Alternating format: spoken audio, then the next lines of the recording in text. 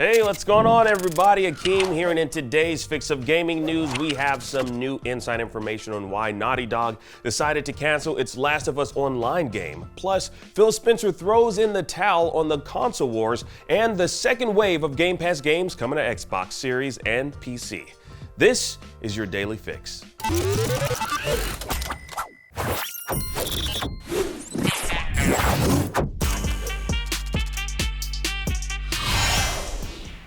All right, now we got some insight as to what led Naughty Dog to nixing the idea and development of its online version of The Last of Us. Speaking to Sacred Symbols, former SIE executive Shuhei Yoshida explained the situation by saying, quote, "The idea for The Last of Us Online came from Naughty Dog and they really wanted to make it. But Bungie explained to them what it takes to make live service games, and Naughty Dog realized, oops, we can't do that. If we do it, we can't make Intergalactic the Heretic profit." So that was a lack of foresight.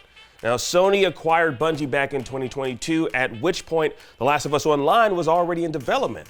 Now, with Bungie's own experience working on Destiny and Destiny 2 for over a decade, the studio obviously had the knowledge about how much of an undertaking it was to develop a successful live service game. Now, while it's a shame we're not getting The Last of Us Online, it is at least good to hear the devs make the decision sooner than later and weigh the sustainability of a live service against the studio's desire to make single-player experiences. Now, we've seen quite the few live service games make it to launch, only to be taken offline a few years or even months later. And in the case of Concord, it lasted just a few weeks. That was insane.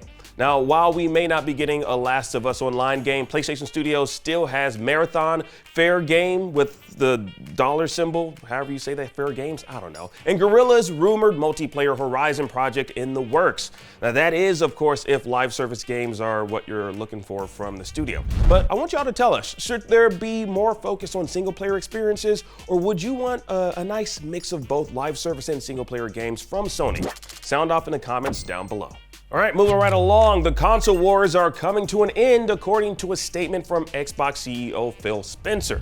In a conversation on XboxEra, Spencer mentioned how he's no longer trying to get Nintendo or PlayStation owners to migrate over to Xbox. Here's what he had to say. But there are people, whether it's their libraries on a PlayStation or a Nintendo, whether it's they like the controller better, they just like the games that are there. And I don't want to then look at that and say, well, there's no way that we should be able to build a business there, find fans of our franchises there. I'm not trying to move them all over to Xbox. Like anymore, we're all so invested in where our games are. Let's just allow more people to play. And yes, the 70% that we make on games on other platforms is helpful to us being able to build great portfolios like we showed at Dev Direct. And I hope this will continue to show through the rest of the year. Now, that last statement is in regards to the 70% Xbox takes on sales of their once Xbox exclusive titles on other consoles. But the general statement made by Phil Spencer and the sentiment from his wording is that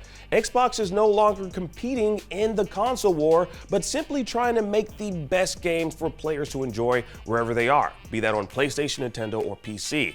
Now, this is honestly a good strategy when you think about it, because not every gamer out there is privileged enough to own every single console to enjoy those few exclusives these gaming companies tend to make to coax us to buy their new gaming box. Now, some might look at this as defeat, while others might consider this a good business move. But you let us know what you think in the comments. Speaking of Xbox, we have a few games coming soon to Game Pass. Available right now is the fantasy first-person RPG Avowed by the team over at Obsidian. Now, players can immerse themselves in the world that was first introduced in the Pillars of Eternity franchise. Yeah, that's a good one. Then, racing towards Game Pass on February 20th is EA Sports F1 24 for PC Game Pass and Game Pass Ultimate via EA Play. Now, also on the 20th is the isometric RPG Warhammer 40,000 Rogue Trader by Owlcat Games. And for those looking to tear things up in the UK, you can get Watch Dogs Legion for Game Pass Ultimate, PC, and Standard February 25th. Now, this one's definitely the standout of this collection, especially if you enjoy urban open world experiences. All right, and that about wraps it up for today's Daily Fix. I'm Akeem Lawanson, and thank you for watching. Now that you're caught up on today's news, please check out the coverage from this month's IGN First, an exclusive look at WWE 2K25. Download the IGN app on all your devices, and for everything else, stick with IGN.